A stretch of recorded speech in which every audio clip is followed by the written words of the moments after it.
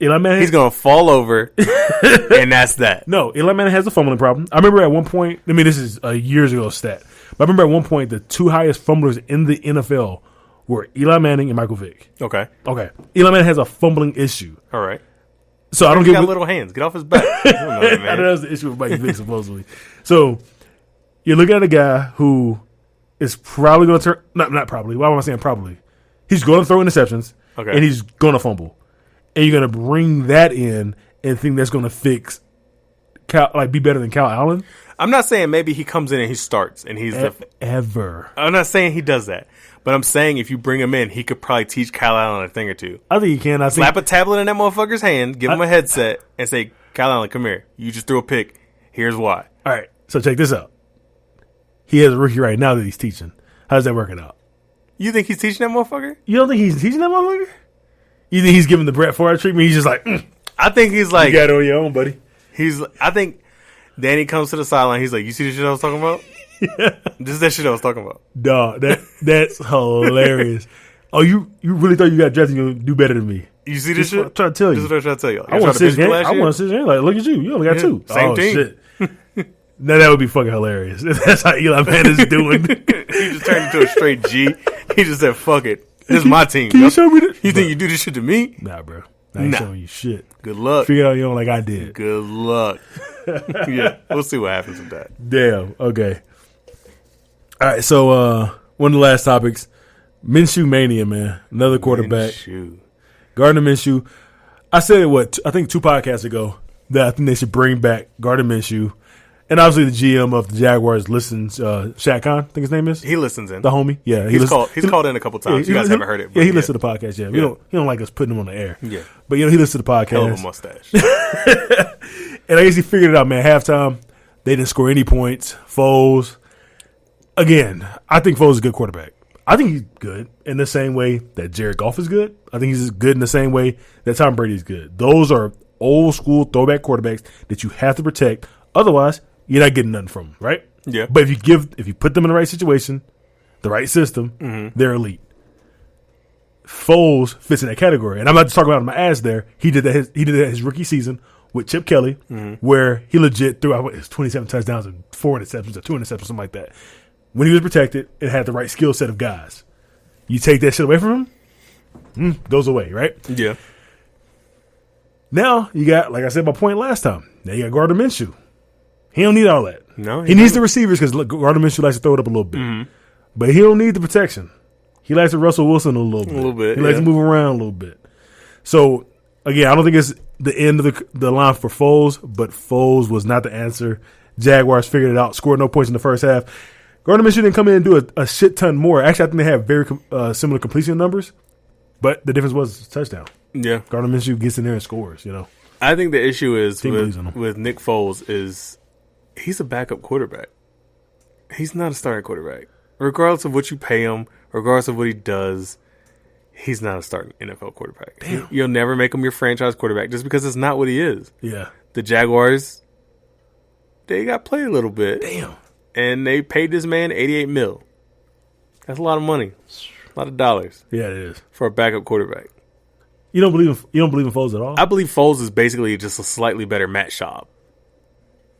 All right, I'll take that. And what does Matt Schaub do really well? No, backup. No, Matt Schaub was really good for 3 or 4 years, maybe 5 years with the Texans. He was really good. Yeah, I don't think maybe Nick Foles kind of. You ever watch Blue Mountain State? Yeah. And he was like he didn't want to be first string. He wanted to be second string. Then they demoted him to third string because he wasn't trying. He was like, oh no. He realized he realized that where he wanted to be was second string. And he kind of fell in the first string. He was like, bro, I don't want this shit. I mean, he did do that. He did legit sign to come back after winning the Super Bowl when people wanted him. He signed the contract to come back. So, yeah. He wants to be second string.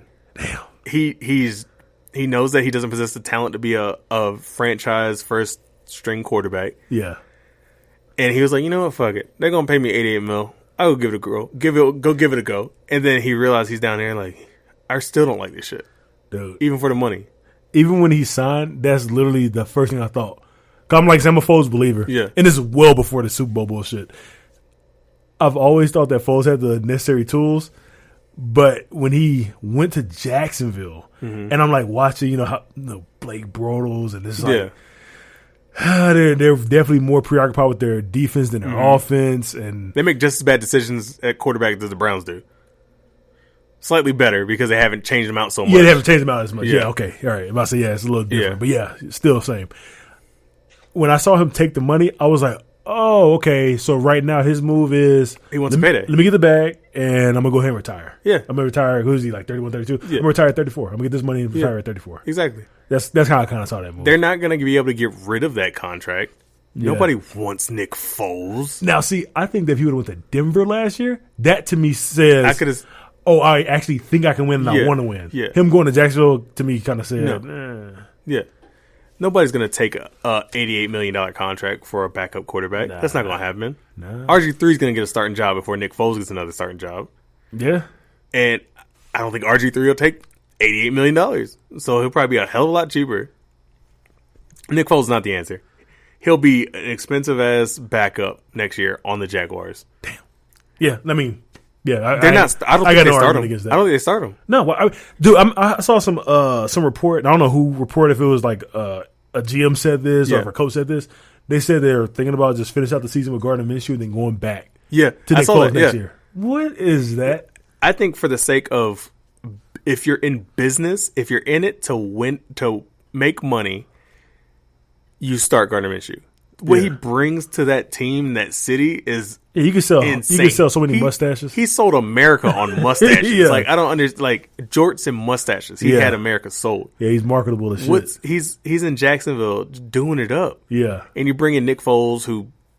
What can you tell me about Nick Foles besides he won a Super Bowl? I mean, nothing. He's really good when protected. Yeah. Other than that, you can't tell me nothing about him. No. You never heard a kid in your life be like, yo, you know what? I want to be Nick Foles when I grow up.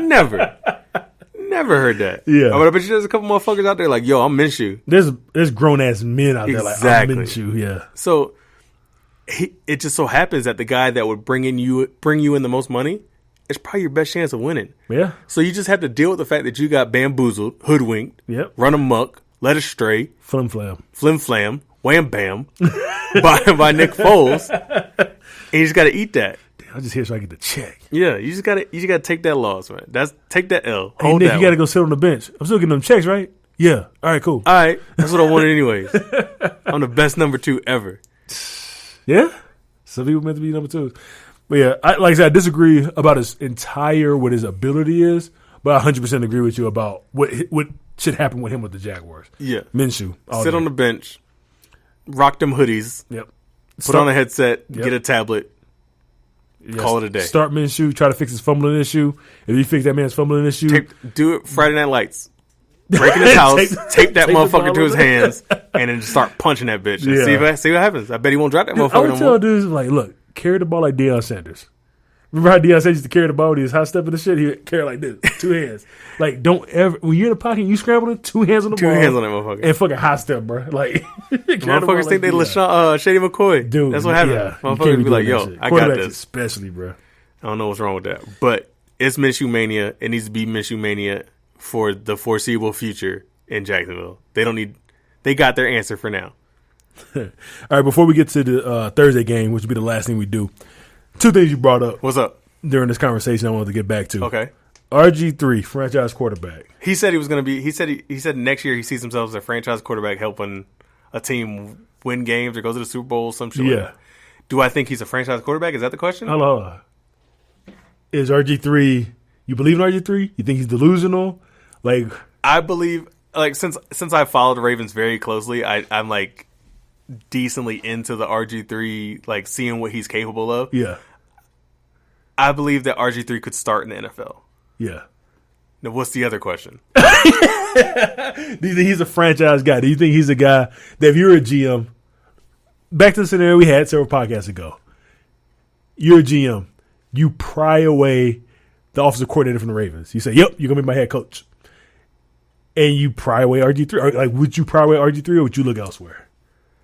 I think if I had RG3, now, he hasn't played a bunch of football. It hasn't played a bunch of starting football, so he hasn't played like real talent yet. He's been playing against practice. You mean recently? Oh, yeah. I was like, what are you saying? Okay, yeah, gotcha. He's been playing against practice squads. He's been playing against. Okay. Or he's been playing. Actually, he's been playing number one defense.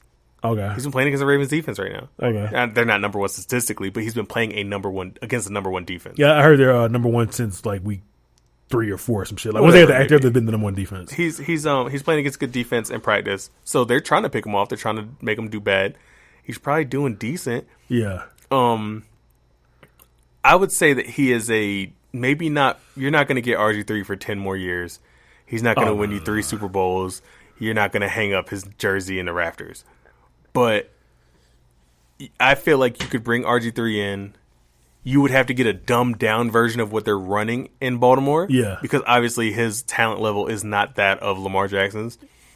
But I feel like if you run a lot of, I feel like you could do it. I do too. Yeah, I think you could do it. There's only one thing that actually stopped RG3, and that's injury. Injuries, yeah. So that's one thing that if I was a GM, I'm not starting RG3 by himself. Again, back to Jalen Hurts. If I'm drafting Jalen Hurts the next year and I know he's kind of raw, do I sign RG3 and be like, hey, you're going to be starting half the season, possibly a whole season in preparation for Jalen Hurts to start?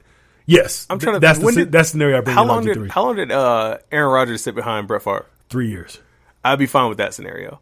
I'd be like, okay. He's not making it 3 years. He's never made it 3 years. Well, let's assume now he's smarter. He's seen how things work with Lamar. He's noticing what he should do better, what he could do better, whatever.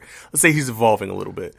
And let's say he sees Lamar not going down and shaking the shit out of people. Yeah. That's what RG3 sees. He's like, that was me. You think RG3 thinks that he's Lamar?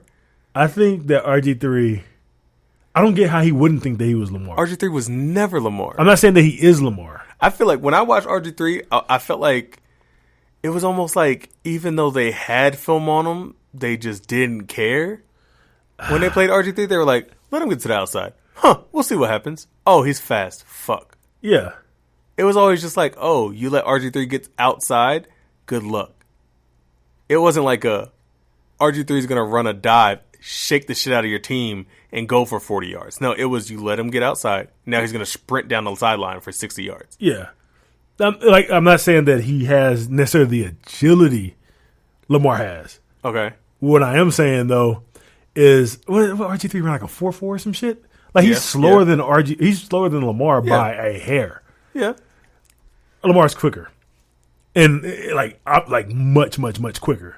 But as far as speed, like you can almost make that shit a wash. Like a defensive lineman is going to catch a guy that runs a 4.3 about as quick as he'll catch a fucking dude that runs a 4.4. So it comes down to DBs at that point. So if you want to get realistic, he's made it to second and third level every time. And this is what he did his rookie year. So I think that he could. And the offense is set up very similarly. They ran read option. Yeah, I don't know. And then you got to also keep this in mind. Their defense wasn't elite. And they were able to go 10-6 playoffs. Now you say RG3 back then, Baltimore Ravens defense, so when he's not putting up 40, you win those games too? I think in a lot of ways it looks similar. But RG3 is too injury prone for us to ever figure that out. I think you give him 3 years. You draft Jalen Hurts. You can say, RG, I'm going to give you 3 years here. Yeah. I'm going to be honest with you. I'm going to be realistic with you. I can give you 3 years here. But as you do your 3 years, you have to also develop Jalen Hurts. And then once 3 years is up, we'll see where we stand. Yeah. Oh, I think RG3 would take that in a heartbeat. Yeah. Because he's better than the offer he has now. Yeah. Yeah. I think he could do that. But it has to be a team willing to take Jalen Hurts. I don't know if there's a team out there willing to do that and really invest in Jalen Hurts the way the Ravens have invested in Lamar. I really hope that y'all set a trend because this has been I can see it happening. Dude, this has been the argument for years. It's always been I think they even said about the Patriots all the time. They said we don't always try to make players fit our system. We try to like make our system fit our players type shit. Yeah. It's give and take. It's give and take. It's not always that simple. But like y'all legit said, oh, this is what he's good at. This is what we're doing. Yeah, they're showing the NFL that you can take a player that has something that they're really good at, build around it, and be very successful. Yes, which is so college like because like like whenever people are like, oh, it's pro style offense. Can he make the pro style offense? And it's just like, why? Yeah. Like, they've proven that read option works. And they'll always say, oh, read option quarterbacks get hurt.